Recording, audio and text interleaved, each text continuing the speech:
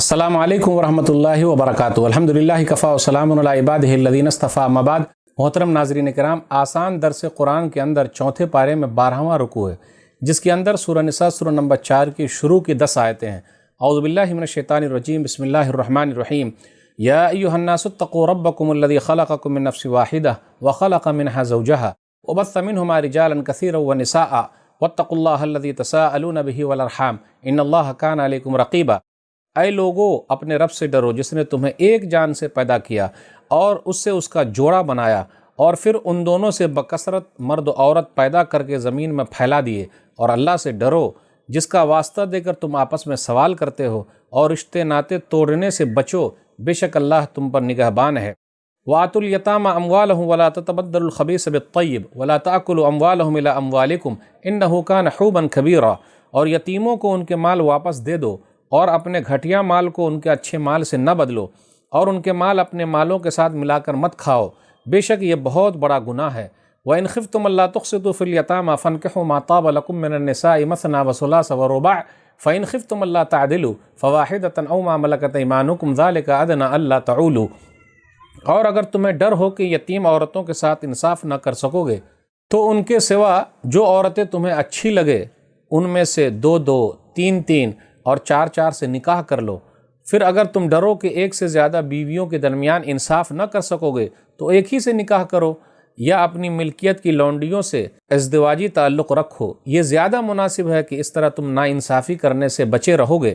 وَآتُوا النِّسَاءَ صَدَقَاتِهِنَّ نِحْلَةً فَإِن طِبْنَ لَكُمْ عَن شَيْءٍ مِّنْهُ نَفْسًا فَكُلُوهُ هَنِيئًا مَرِيئًا۔ اور عورتوں کے مہر انہیں خوشی خوشی دے دو، پھر اگر وہ دلی خوشی سے اس میں سے کچھ تمہیں چھوڑ دیں تو اسے شوق سے کھاؤ۔ وَلَا تُؤْتُوا السُّفَهَاءَ أَمْوَالَكُمُ الَّتِي جَعَلَ اللَّهُ لَكُمْ قِيَامًا وَارْزُقُوهُمْ فِيهَا وَاكْسُوهُمْ وَقُولُوا لَهُمْ قَوْلًا مَّعْرُوفًا۔ اور تم اپنے وہ مال بیوقوفوں نادانوں کے سپرد نہ کرو جنہیں اللہ نے تمہاری گزر بسر کا سہارا یعنی ذریعہ بنایا ہے، البتہ ان میں سے انہیں کھانا کھلاؤ اور لباس پہناؤ اور ان سے اچھی بات کہو۔ وَابْتَلُوا الْيَتَامَىٰ حَتَّىٰ إِذَا بَلَغُوا النِّكَاحَ فَإِنْ آنَسْتُم مِّنْهُ رُشْدًا فَادْفَعُوا إِلَيْهِمْ أَمْوَالَهُمْ وَلَا تَأْكُلُوهَا إِسْرَافًا وَبِدَارًا أَن يَكْبَرُوا وَمَنْ كَانَ غَنِيًّا فَلْيَسْتَعْفِفْ وَمَنْ كَانَ فَقِيرًا فَلْيَأْكُلْ بِالْمَعْرُوفِ فَإِذَا دَفَعْتُمْ إِلَيْهِمْ أَمْوَالَهُم فَأَشْهِدُوا عَلَيْهِمْ وَكَفَىٰ بِاللَّهِ حَسِيبًا۔ اور یتیموں کو آزماتے رہو یہاں تک کہ وہ نکاح کی عمر کو پہنچ جائیں، پھر اگر ان میں سمجھداری پاؤ تو ان کے مال انہیں سونپ دو، اور تم اس خیال سے ان کے مال حد سے بڑھ کر اور جلدی جلدی نہ کھاؤ کہ وہ بڑے ہو جائیں گے اور اپنا حق تم سے لے لیں گے۔ اور جو سرپرست مالدار ہو تو اسے یتیم کے مال سے بچنا چاہیے، اور جو فقیر ہو محتاج ہو تو وہ دستور کے مطابق اس کا مال کھا سکتا ہے۔ پھر جب تم ان کے مال ان کے حوالے کر دو تو ان پر گواہ بنا لو، اور اللہ حساب لینے والا کافی ہے۔ للرجال نصیب مما ترک الوالدان والاقربون وللنساء نصیب مما ترک الوالدان والاقربون مما قل منه او کثر نصیبا مفروضا۔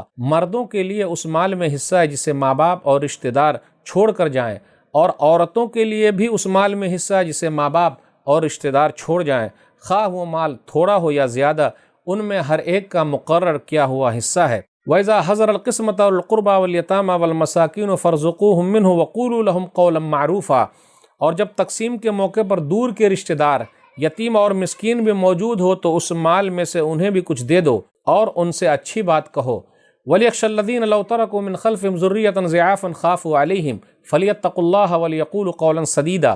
اور لوگوں کو اس بات سے ڈرنا چاہیے کہ اگر وہ مرتے وقت اپنے پیچھے بے بس اولاد چھوڑ جائیں تو انہیں ان کی کتنی فکر ہوگی، لہٰذا انہیں اللہ سے ڈرنا چاہیے اور سیدھی بات کہنی چاہیے۔ ان الذین یاکلون اموال الیتامی ظلما انما یاکلون فی بطونہم نارا وسیصلون سعیرا۔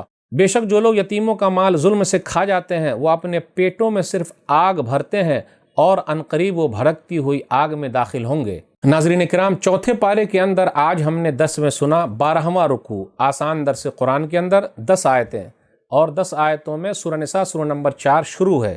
سورہ نساء سورہ نمبر 4 میں ٹوٹل 176 آیتیں ہیں، تو آج سورہ نساء سورہ نمبر 4 کی شروع کی 10 آیتیں ہیں۔ یہ نساء ہے، نساء امرأتن کی جمع ہے، یعنی عورتوں کے مسائل زیادہ تر بیان کیے گئے۔ پورے قرآن مجید کے اندر 3 صورتیں ایسی ہیں جہاں عورتوں کے مسائل زیادہ بیان کیے گئے۔ سورہ نساء سورہ نمبر 4، سورہ نور سورہ نمبر 24 اور سورہ احزاب سورہ نمبر 33۔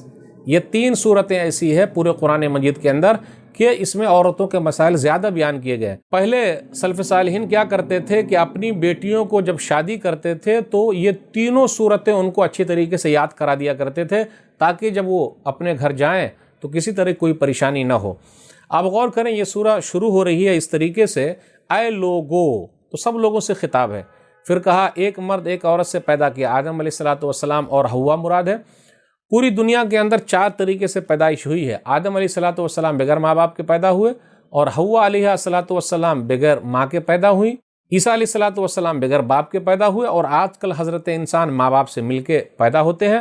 تو یہ اللہ تعالیٰ نے ایسا طریقہ دکھایا ہے۔ پھر اس کے بعد آگے کہا جا رہا ہے لوگو اللہ سے ڈرو، اور اس چیز میں بھی ڈرو، رشتے ناطے کو مت توڑو، مت کاٹو۔ جو رشتے ناطے کو کاٹتے ہیں، رشتے ناطے کو نہیں نبھاتے ہیں، وہ صحیح نہیں ہے۔ لا يدخل الجنۃ قاطع رحم، صحیح مسلم کتاب البر والصلہ کتاب نمبر 45 حدیث نمبر 2556 کہ جو رشتے ناطے کو کاٹ دیتا ہے، نبھاتا نہیں ہے، وہ جنت کے اندر داخل نہیں ہو سکتا۔ رشتے ناطے کو نبھائیں گے تو اس کا بڑا فائدہ ہے، عمر میں اضافہ ہوگا، روزی میں زیادتی ہو جائے گی۔ اس کے بعد آگے یہ کہا جا رہا ہے کہ اپنا مال بیوقوفوں کو مت دو، کیونکہ یہ مال گزران کا ذریعہ ہے، گزر بسر کا ذریعہ ہے۔ تو مال کی بڑی اہمیت ہے، آپ کسی کے ہاتھ میں دے دیں گے تو وہ کیا کرے گا؟ برباد کر دے گا۔ مال بڑی محنت سے لوگ کماتے ہیں، تو یوں ہی ہاتھ میں دے دیں گے تو برباد ہو جائے گا۔ یتیموں کا خیال رکھنے کے لیے کہا گیا ہے۔ اس کے بعد آیت نمبر 3 اور 4 کے اندر یہ کہا گیا نکاح کرو عورتوں سے، 2 سے 3 سے 4 سے، دیکھیے 2 سے اسٹارٹ کیا گیا ہے، اور اگر نہیں طاقت رکھتے تو ایک ہی سے کرو، یعنی انصاف نہیں کر سکتے تو یہ انصاف سب سے اہم چیز ہے۔ جو انصاف کر سکتا ہے تو وہ آرام سے 1 سے لے کر 4 تک شادی کر لے۔ پھر آگے کہا جا رہا ہے آیت نمبر 4 میں کہ مہر دے دو۔ آج کل کیا ہو رہا، مہر زیادہ باندھ دیتے ہیں لیکن دیتے نہیں، رات میں بولتے ہیں معاف کر دو، جی نہیں، مہر کبھی معاف نہیں ہوگا، مہر تو دینا ہی پڑے گا، چاہے پورا دے دیں ایک ساتھ یا بعد میں دیں، یا کچھ دیں کچھ بعد میں دیں، اور اگر نہیں دیے تو زمین میں سے یا مال میں سے دینا پڑے گا، چکانا پڑے گا۔ لوگ کیا کرتے ہیں آخر میں، جی ابو گزر رہے ہیں، امی معاف کر دو، ایسا نہیں چلے گا، معافی نہیں چلتا۔ اور اسلام کے اندر شادی کیا ہے؟ سادی، وہ کیا مہر دینا ہے اور ولیمہ کرنا، اس کے علاوہ کچھ ہے ہی نہیں۔ پھر آگے کہا جا رہا ہے کہ اللہ تعالیٰ نے میراث کے اندر مردوں کو بھی دیا ہے حق تو عورتوں کو بھی دیا ہے، اس لیے کہا وَلِلنِّسَاءِ نَصِيبٌ مِّمَّا تَرَكَ الْوَالِدَانِ وَالْأَقْرَبُونَ مِمَّا قَلَّ مِنْهُ أَوْ كَثُرَ۔ اس سے پہلے کہا لِلرِّجَالِ، مردوں کے لیے بھی حصہ ہے، تو کہا لِلنِّسَاء، عورتوں کے لیے بھی حصہ ہے۔ آج کل کیا ہوتا ہے، میراث میں عورتوں کو حصہ نہیں دیا جا رہا ہے۔ پورے قرآن مجید کے اندر میراث کے بارے میں کہ عورتوں کو بھی حصہ دینا ہے، لڑکیوں کو بھی حصہ دینا ہے، ترکہ دینا ہے۔ سورہ نساء کے اندر ذکر ہے، آیت نمبر 11، 12 اور آخری آیت اس کے اندر ذکر ہے پورے قرآن مجید میں۔ آج دیکھ لیجئے کتنے لوگ اپنے بہن کا کھائے ہوئے ہیں، لوگ کیا بولتے ہیں، جی بہن نے معاف کر دیا۔ تو کبھی ایسا بھی ہونا چاہیے کہ سب بھائی لوگ مل کے کہے بہنوں تم ہی بانٹ لو، ہم بھائیوں نے معاف کر دیا، لیکن ایسا نہیں ہوتا۔ ہوتا کیا؟ جی نہیں۔ تو حق دینا ضروری ہے عورتوں کا۔ جو لوگ یتیموں کا مال کھا رہے ہیں وہ صحیح نہیں، پیٹ میں آگ بھر رہے ہیں۔ یہ چند باتیں تھی، اللہ سے دعا ہے کہ اللہ تعالی ہم لوگ کہنے سننے سے زیادہ عمل کی توفیق دے، آمین، اور عورتوں کو ان کا حق ادا کرنے کی توفیق دے، آمین، میراث میں ان کا حق دینے کی توفیق دے، آمین۔ والسلام علیکم ورحمۃ اللہ وبرکاتہ۔